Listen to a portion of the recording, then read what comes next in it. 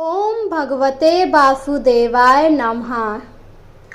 आज बरूथनी एकादशी के पावन अवसर पर मैं आपको इससे जुड़ी एक कथा सुनाऊंगी। बरूथनी एकादशी भगवान वराह को समर्पित है।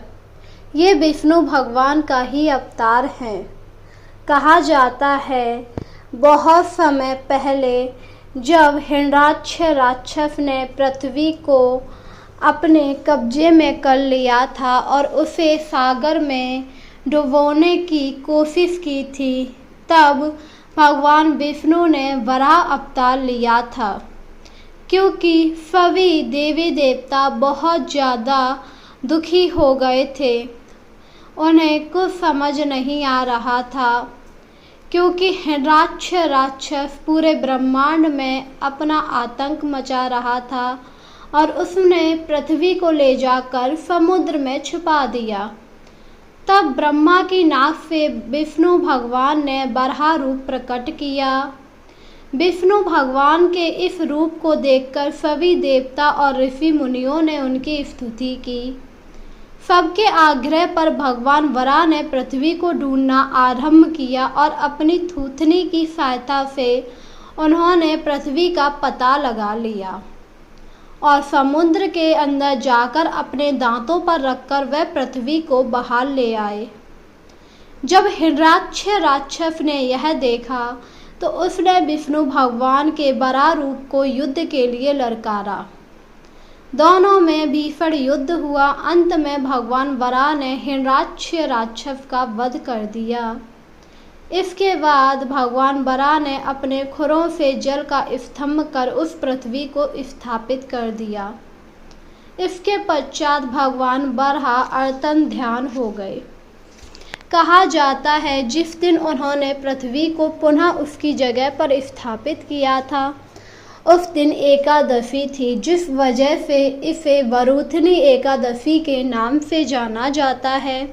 इस दिन हमें वराह भगवान की पूजा करनी चाहिए, जो विष्णु भगवान का ही रूप हैं। इनकी पत्नी हैं वराही, जो लक्ष्मी माँ का अवतार हैं। अगर आप इस दिन इन लोगों की पूजा करते हैं तो आपके भय का नाश होता है और आपकी सारी परेशानियाँ दूर हो जाती हैं। इसी के साथ एक राज्य में एक राजा चित्रगुप्त रहा करते थे। चित्रगुप्त विष्णु भगवान के बहुत बड़े उपासक थे। वह प्रतिदिन विष्णु भगवान की पूजा किया करते थे। वह विष्णु भगवान में बहुत आस्था रखते। एक बार चित्रगुप्त ने सोचा कि वह विष्णु भगवान को प्रसन्न करेंगे और इसीलिए उन्होंने तपस्या करनी शुरू कर दी। तपस्या करने के लिए वह वन में आ गए। वन में आने के बाद वह इधर उधर स्थान देखने लगे, पर उन्हें कहीं भी स्थान ना मिला जिससे वह तपस्या कर पाए। क्योंकि कहीं तो उन्हें साधुओं की टोली मिल जाती तो कहीं जानवरों का झुंड। यह सब देखकर चित्रगुप्त काफ़ी परेशान हुए और उन्होंने हाथ जोड़कर कहा, हे विष्णु भगवान, मेरी मदद कीजिए। मुझे समझ ही नहीं आ रहा है मैं कहाँ पर तपस्या करूँ जिससे मेरी कोई भी तपस्या भंग ना कर पाए। और यही सोचकर राजन को एक स्थान दिखाई दिया। वह स्थान देखकर राजा अति प्रसन्न हुए और इसने मन ही मन विष्णु भगवान का धन्यवाद दिया। इसके बाद राजन चित्रगुप्त उस स्थान पर जाकर तपस्या करने लगे। वह अभी तपस्या कर ही रहे थे, तभी अचानक वहां पर शेर आ गया। शेर को देखकर वह काफ़ी ज़्यादा भयभीत हुए, पर अपनी तपस्या भंग ना हो जाए इस वजह से वह अपने स्थान से उठे नहीं और विष्णु भगवान का मन ही मन नाम जापने लगे। शेर काफ़ी देर दहाड़ता रहा, पर राजन ने कोई प्रतिक्रिया नहीं दी, जिस वजह से शेर वहां से चला गया। शेर के जाने के बाद राजा को थोड़ी संतुष्टि मिली, क्योंकि उनका डर वहां से चला गया था। राजा ने सोचा अब वह तपस्या आराम से पूरी कर लेंगे और इसके बाद वह तपस्या में लीन हो गए। उन्हें तपस्या करते हुए कई वर्ष बीत गए। कई वर्षों के बाद भी विष्णु भगवान ने उन्हें दर्शन ना दिए। एक दिन एक भालू उसी तरफ आया। भालू ने जब राजा को तपस्या करते हुए देखा तो वह उनके करीब आ गया। राजन ने जब भालू को देखा तो वह काफ़ी ज़्यादा घबरा गए। उन्हें डर लगने लगा कहीं भालू उन पर हमला ना कर दे। भालू ने उनके पैर को पहले सूंघा और फिर उनके पैर को चबाना शुरू कर दिया। राजा ने भालू को रोका नहीं, क्योंकि अगर वह भालू को रोकते तो उनकी तपस्या भंग हो जाती और वह भालू उन्हें खींचता हुआ जंगल की दूसरी तरफ ले जाने लगा। तभी एक शिकारी ने ये सब देख लिया।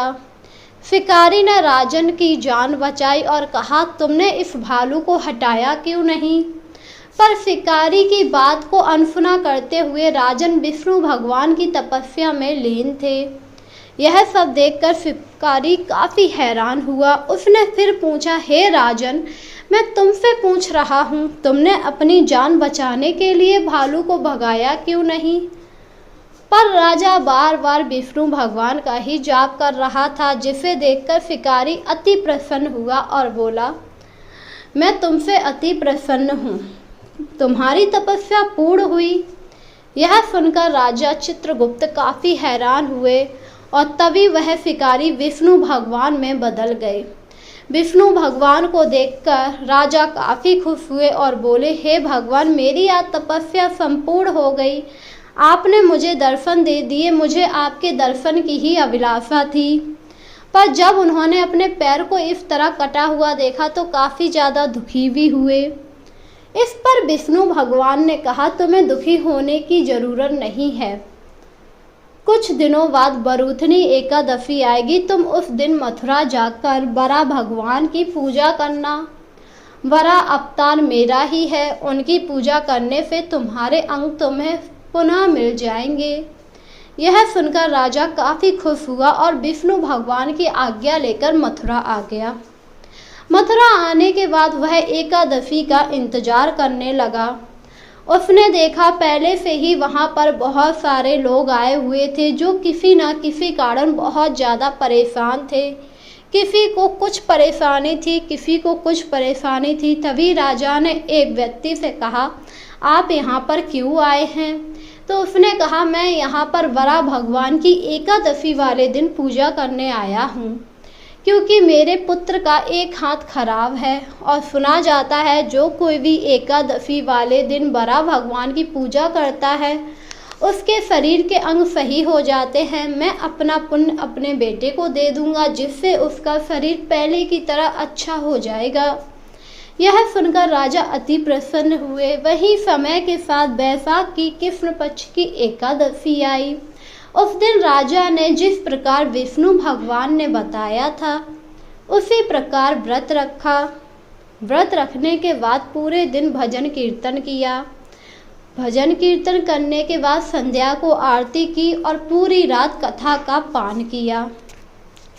इसके बाद अगली सुबह उन्होंने व्रत का उद्यापन किया, ब्राह्मणों को भोजन कराया, जिसके प्रभाव से उनका कटा हुआ पैर पुनः पहले जैसा हो गया।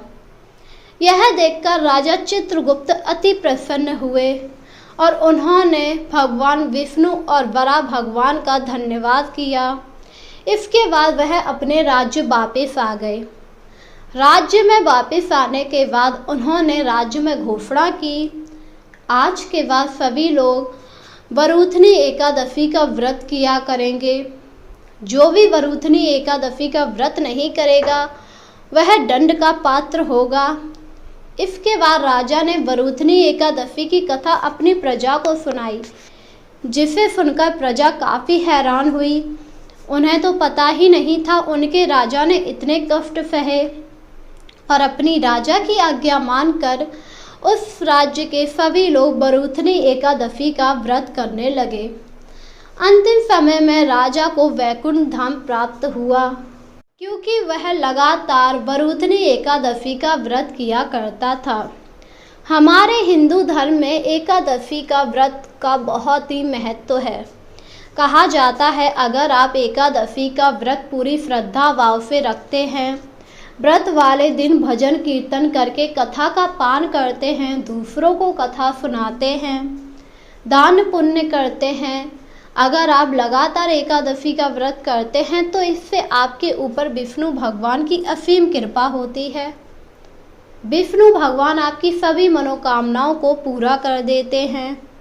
इसी के साथ अगर आपके जीवन में अशांति छाई होती है, आपका जीवन कष्टों से भरा हुआ होता है, तो विष्णु भगवान आपके सारे कष्टों को दूर कर देते हैं।